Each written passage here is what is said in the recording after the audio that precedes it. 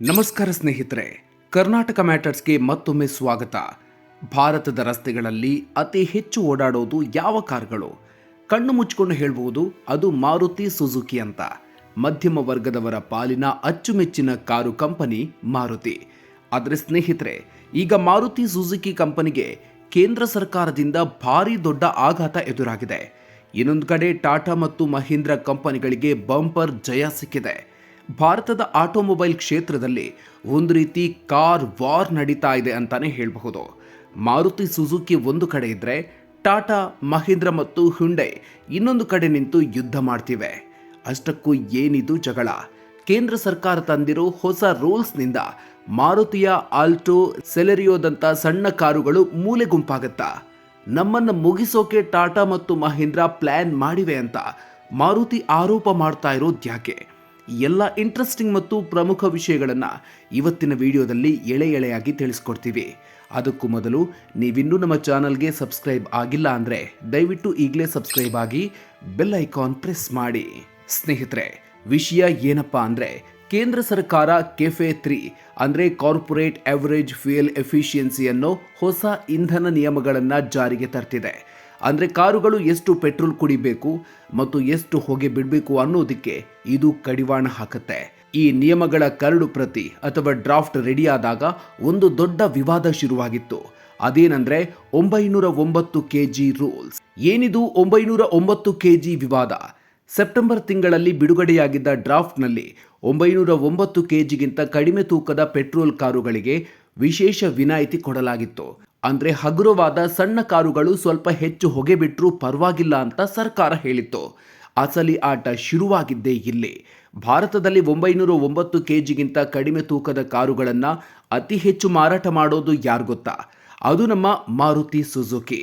Alto, espresso, Celerio ಹೀಗೆ ಮಾರುಕಟ್ಟೆಯಲ್ಲಿರೋ ಈ ಕೆಟಗರಿಯ 95% ಕಾರುಗಳು ಮಾರುತಿಯದ್ದೇ. ಸಹಜವಾಗಿಯೇ ಇದು ಬೇರೆ ಕಂಪನಿಗಳ ಕಣ್ಣು ಕೆಂಪಗಾಗಿಸಿತ್ತು.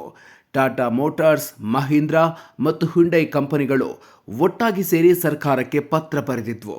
ನೀವು ತಂದಿರೋ ಈ ರೂಲ್ಸ್ ಕೇವಲ ಒಂದೇ ಕಂಪನಿಗೆ ಲಾಭ ಮಾಡಿಕೊಡುತ್ತೆ, ಇದು ಅನ್ಯಾಯ, ತೂಕದ ಆಧಾರದ ಮೇಲೆ ವಿನಾಯಿತಿ ಕೊಡೋದು ಸರಿಯಲ್ಲ ಅಂತ ಆಕ್ಷೇಪ ವ್ಯಕ್ತಪಡಿಸಿದ್ವು. ಈ ಆರೋಪ ಕೇಳಿ ಮಾರುತಿ ಸುಜುಕಿ ಕೂಡ ಸುಮ್ಮನೆ ಕೂರಲಿಲ್ಲ.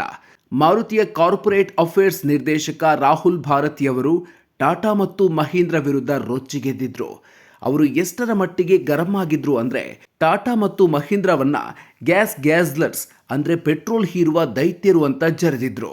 ದೊಡ್ಡ ದೊಡ್ಡ SUVಗಳನ್ನ ಮಾರಿ ಪರಿಸರ ಹಾಳು ಮಾಡ್ತಾ ಇರೋರು ನಮಗೆ ಪಾಠ ಹೇಳ್ತಿದ್ದಾರೆ. ಜಗತ್ತಿನಾದ್ಯಂತ ಚೀನಾ, ಜಪಾನ್, ಯುರೋಪ್ನಲ್ಲೂ ಕೂಡ ಸಣ್ಣ ಕಾರುಗಳಿಗೆ ವಿನಾಯಿತಿ ಇದೆ. ಇವರು ತಮ್ಮ ಕಂಪನಿಯ ಲಾಭ ನೋಡ್ತಿದ್ದಾರೆಯೇ ಹೊರತು ದೇಶದ ಹಿತ ಅಲ್ಲ ಅಂತ ಮಾರುತಿ ತಿರುಗೇಟು ನೀಡಿತ್ತು. ಅಷ್ಟೇ ಅಲ್ಲ, ಒಂದು ವೇಳೆ ಈ ವಿನಾಯಿತಿ ಸಿಗದೆ ಹೋದ್ರೆ ಮಾರುಕಟ್ಟೆಯಿಂದ ಸಣ್ಣ ಕಾರುಗಳೇ ಮಾಯವಾಗಬಹುದು ಅಂತ ಮಾರುತಿ ಎಚ್ಚರಿಕೆ ಕೂಡ ನೀಡಿತ್ತು. ಈಗ ಬಂದಿರೋ ಬ್ರೇಕಿಂಗ್ ನ್ಯೂಸ್ ಏನಪ್ಪಾ ಅಂದ್ರೆ, ರಾಯ್ಟರ್ಸ್ ವರದಿ ಪ್ರಕಾರ ಕೇಂದ್ರ ಇಂಧನ ಸಚಿವಾಲಯ ಮಾರುತಿ ಸುಜುಕಿಯ ಮನವಿಯನ್ನ ಪಕ್ಕಕ್ಕಿಟ್ಟಿದೆ. ಟಾಟಾ ಮತ್ತು ಮಹೀಂದ್ರ ವಾದಕ್ಕೆ ಮನ್ನಣೆ ನೀಡಿದೆ. ಹೌದು, ಹೊಸ ಕರಡು ಪ್ರತಿಯಲ್ಲಿ 909 ಕೆಜಿ ವಿನಾಯಿತಿಯನ್ನ ರದ್ದು ಮಾಡಲಾಗಿದೆ. ಅಂದ್ರೆ ಇನ್ಮುಂದೆ ಮಾರುತಿಯ ಸಣ್ಣ ಕಾರುಗಳಿಗೂ ಕೂಡ ಯಾವುದೇ ವಿಶೇಷ ರಿಯಾಯಿತಿ ಸಿಗಲ್ಲ. ಸರ್ಕಾರದ ಪ್ರಕಾರ ಭಾರತದಲ್ಲಿ 90% ವಾಯು ಮಾಲಿನ್ಯಕ್ಕೆ ಈ ಪ್ಯಾಸೆಂಜರ್ ವಾಹನಗಳೇ ಕಾರಣ. ಹಾಗಾಗಿ ತೂಕ ಎಷ್ಟೇ ಇರಲಿ, ಎಲ್ಲ ಕಾರುಗಳು ಮಾಲಿನ್ಯವನ್ನು ಕಡಿಮೆ ಮಾಡಲೇಬೇಕು, ಇಲ್ಲದಿದ್ದರೆ ಭಾರಿ ದಂಡ ಕಟ್ಟಬೇಕಾಗತ್ತೆ. ಇದರಿಂದ ಏನಾಗುತ್ತೆ ಗೊತ್ತಾ? ಈ ಹೊಸ ರೂಲ್ಸ್ನಿಂದ ಮಾರುತಿ ಸುಜುಕಿ ಮೇಲೆ ವಿಪರೀತ ಒತ್ತಡ ಬೀಳಲಿದೆ.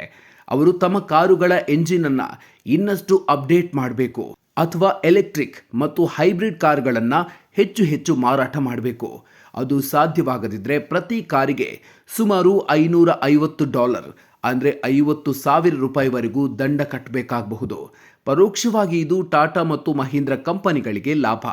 ಯಾಕಂದರೆ ಅವರು ಈಗಾಗಲೇ ಎಲೆಕ್ಟ್ರಿಕ್ ಕಾರುಗಳ ಮಾರುಕಟ್ಟೆಯಲ್ಲಿ ರಾಜರಾಗಿ ಮೆರೀತಿದ್ದಾರೆ. ಅವರಿಗೆ ಈ ಹೊಸ ರೂಲ್ಸ್ ಅಡ್ಜಸ್ಟ್ ಮಾಡಿಕೊಳ್ಳೋದು ಕಷ್ಟ ಏನಲ್ಲ. ಆದರೆ ಮಾರುತಿ ಸುಜುಕಿ ಇನ್ನು ಎಲೆಕ್ಟ್ರಿಕ್ ಮಾರುಕಟ್ಟೆಗೆ ಪೂರ್ಣ ಪ್ರಮಾಣದಲ್ಲಿ ಇಳಿದೇ ಇಲ್ಲ. ಈಗ ಏಕಾಏಕಿ ಈ ರೂಲ್ಸ್ ಬಂದರೆ ಸಣ್ಣ ಕಾರುಗಳ ಬೆಲೆ ಏರಿಕೆಯಾಗಬಹುದು, ಅಥವಾ ಮಾರುತಿ ಹೇಳಿದ ಹಾಗೆ ಕೆಲವು ಮಾಡೆಲ್ಗಳು ರಸ್ತೆಯಿಂದ ಮಾಯವಾಗಬಹುದು. ಸದ್ಯಕ್ಕೆ ಈ ಹೊಸ ನಿಯಮಗಳು 2027 ಏಪ್ರಿಲ್ ತಿಂಗಳಿನಿಂದ ಜಾರಿಗೆ ಬರುವ ಸಾಧ್ಯತೆ ಇದೆ. 2032ರ ಹೊತ್ತಿಗೆ ಎಲೆಕ್ಟ್ರಿಕ್ ವಾಹನಗಳ ಸಂಖ್ಯೆಯನ್ನು ಹೆಚ್ಚಿಸೋದೇ ಇದರ ಮುಖ್ಯ ಉದ್ದೇಶ. ಸ್ನೇಹಿತರೆ, ಪರಿಸರ ಉಳಿಸೋದು ಮುಖ್ಯನೇ, ಆದರೆ ಮಧ್ಯಮ ವರ್ಗದವರು ಕಾರು ಕೊಂಡುಕೊಳ್ಳೋ ಕನಸು ಕಾಣೋದೇ ಮಾರುತಿಯಿಂದ. ಈಗ ಈ ನಿಯಮಗಳಿಂದ ಸಣ್ಣ ಕಾರುಗಳು ದುಬಾರಿಯಾದರೆ ಜನಸಾಮಾನ್ಯರ ಕಥೆಯೇನು? ಸರ್ಕಾರದ ಈ ನಿರ್ಧಾರದ ಬಗ್ಗೆ ನಿಮ್ಮ ಅಭಿಪ್ರಾಯ ಏನು? ಟಾಟಾ ಮಹೀಂದ್ರ ಹೇಳಿದ್ದು ಸರಿಯಾ ಅಥವಾ ಮಾರುತಿ ವಾದ ಸರಿಯಾ? ತಪ್ಪದೆ ಕಾಮೆಂಟ್ ಬಾಕ್ಸ್ನಲ್ಲಿ ತಿಳಿಸಿ. ಈ ವಿಡಿಯೋ ಇಷ್ಟ ಆಗಿದ್ರೆ ಲೈಕ್ ಮಾಡಿ, ಶೇರ್ ಮಾಡಿ. ಮುಂದಿನ ವಿಡಿಯೋದಲ್ಲಿ ಮತ್ತೆ ಸಿಗೋಣ. ಅಲ್ಲಿವರೆಗೂ ನಮಸ್ಕಾರ.